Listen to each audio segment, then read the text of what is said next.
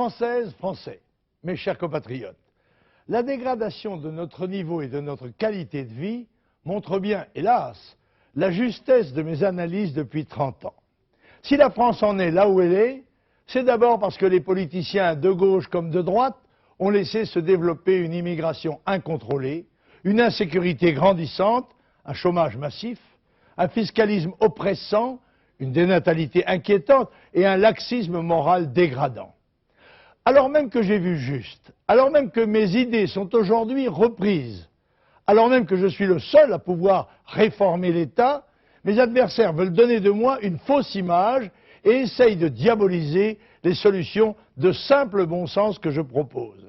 Je suis un peu, Françaises, Français, mes chers compatriotes, si j'ose le dire, l'inconnu le plus célèbre de France. Monsieur Le Pen, Jacques Chirac n'a de cesse de répéter que le Front National est un parti xénophobe, raciste et antisémite. Quelle est votre réaction face à de telles accusations? Cette accusation diffamatoire est scandaleuse. Elle montre que Chirac est aux abois et refuse le vrai débat de cette élection que vous attendiez. Pire, il joue sur la peur pour camoufler son échec politique, économique et social. Moi, je veux réformer l'État pour revenir au niveau des pays qui, à l'heure actuelle, ont une croissance, une performance et une sécurité meilleure que la nôtre. Les États-Unis, le Japon, le Canada, la Suisse, l'Australie, beaucoup de pays du monde appliquent une politique de lutte contre l'immigration.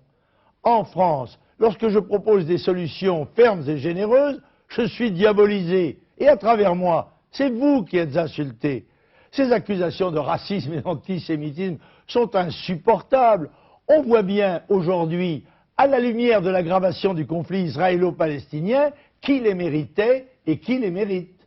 Tout le monde constate que l'Europe est en marche et qu'on ne peut plus l'arrêter. Ce serait même dangereux. Prisonnière des fonctionnaires européens, la France n'a plus le pouvoir d'accomplir chez elle les réformes nécessaires.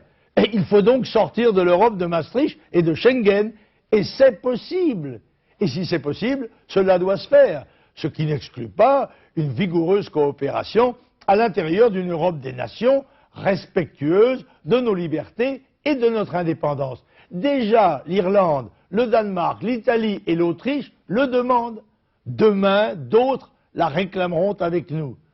Je veux renégocier progressivement les traités européens dans le cadre d'une Europe des patries et des États, telle que l'a souhaitait le général de Gaulle, pour rétablir la souveraineté et préserver notre indépendance nationale. Certains disent que vous voulez relever nos frontières comme autant de barrières entre nous et les autres peuples. Chaque territoire a besoin de frontières politiques, douanières et sanitaires. Elles ont été supprimées par l'entrée dans l'Europe de Maastricht. Je veux les rétablir, non comme des barrières infranchissables, mais comme des filtres chargés de protéger notre population, c'est-à-dire nos travailleurs, nos agriculteurs, nos commerçants et artisans, nos entreprises et nos emplois. Vos adversaires disent que vous n'avez pas l'expérience du pouvoir et de l'État. Que leur répondez-vous? Ceux qui disent cela confondent politique et administration. Le drame de notre pays, c'est que la politique est confisquée par les hauts fonctionnaires de l'ENA. Ceux qui prétendent avoir l'expérience du pouvoir ont mené la France à la faillite. J'entends pour ma part écarter les princes qui nous gouvernent pour mettre le peuple au pouvoir. Monsieur, beaucoup de gens craignent que si vous arrivez au pouvoir, ce ne soit la dictature. Mais toute ma vie politique témoigne du respect que j'ai porté aux institutions démocratiques de mon pays. J'ai été élu dirigeant d'une association syndicale d'étudiants, d'associations sportives. J'ai été président d'un parti politique, élu à l'Assemblée nationale comme plus jeune député, et depuis 18 ans au Parlement européen. Qui peut croire sérieusement qu'à mon âge, je vais commencer une carrière de dictateur? Ce dont rêverait peut-être Chirac, avec son parti unique de la droite. Toute mon action politique depuis 30 ans vise spécialement à protéger la France et les Français du désordre et de l'insécurité, dont les premières victimes sont les faibles, les enfants, les femmes, les pauvres et les handicapés. La vraie compassion, elle est dans le cœur et surtout dans les actes. La seule légitimité, c'est celle du suffrage universel.